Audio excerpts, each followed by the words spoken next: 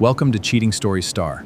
It shatters trust and forces a man to question everyone he loves. Sometimes the smallest message hides the biggest betrayal. Let's begin. My name is Nolan. The voicemail lasted 14 seconds. I still have it. Not because I enjoy pain, because some lies deserve to be remembered exactly as they were spoken. My younger brother's voice trembled. Nolan, please answer. You don't understand. We're innocent. We. That single word told me more than the entire message. He didn't say I. He said we. I replayed the voicemail 3 times while sitting alone in my office parking lot. Outside, people hurried home. Inside my car, time stopped. My wife, Claire, had texted an hour earlier saying she was spending the evening with her sister. Now my brother was begging me to believe they had done nothing wrong. The strange part wasn't his fear. It was mine. Because deep down, I already knew what waited for me. I just hadn't seen it yet. Claire and I had been married for 6 years. My brother, Evan, practically lived at our house. Weekend barbecues, football games, holiday dinners. He wasn't just family. He was my best friend. Looking back now, trust is terrifying. It blinds you far more effectively than love ever can. Small details began surfacing. Claire laughed harder at Evan's jokes than mine. They exchanged quick glances during conversations. Whenever I entered a room, silence arrived half a second too late. Tiny moments, easy to dismiss, impossible to forget. I convinced myself I was imagining everything. Paranoia is easier to accept than betrayal. Until one Friday afternoon, Claire accidentally left her smartwatch charging beside my laptop. The screen lit up. A preview appeared. Last night was worth every risk. No name. Just the message. My heartbeat slowed instead of racing. Some truths arrived so quietly. They removed fear completely. I didn't confront anyone. Not yet. Emotion clouds judgment. Evidence doesn't. Over the next 2 weeks, I became invisible inside my own marriage. I smiled. Cooked dinner. Asked ordinary questions.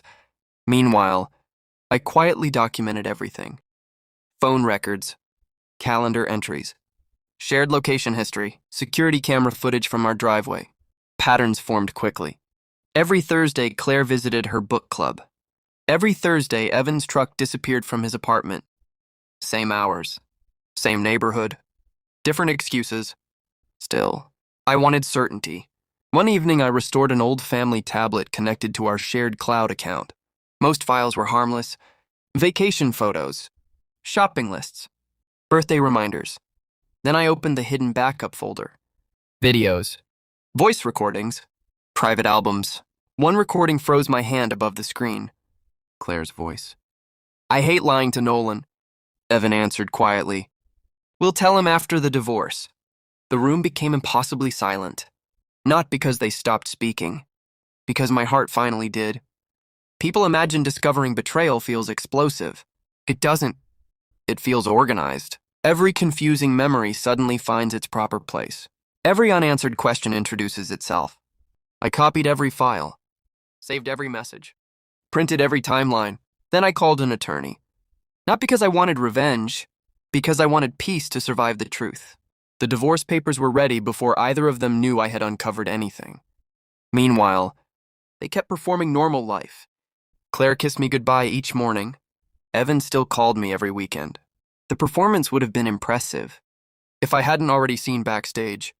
3 weeks later, my parents invited everyone to Sunday dinner. Claire accepted immediately. Evan looked nervous, almost guilty. Halfway through dessert, he suddenly stood. Nolan. His voice cracked.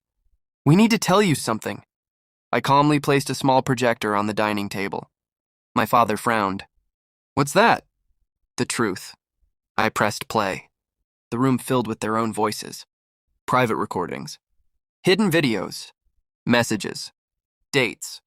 Excuses. Nobody spoke. Then came the final clip. Claire looked into the camera and whispered, He'll never suspect his own brother. Evan buried his face in his hands. My mother started crying. My father couldn't even look at me. Evan finally broke the silence. Nolan, please. We never wanted to hurt you. I looked at him without anger. You already did. Claire reached for my hand. I stepped back. She whispered, "It wasn't supposed to happen." I nodded once. Neither was my trust. Then I handed them both copies of the divorce, filing in a folder containing every piece of evidence. No accusations, no insults, just facts.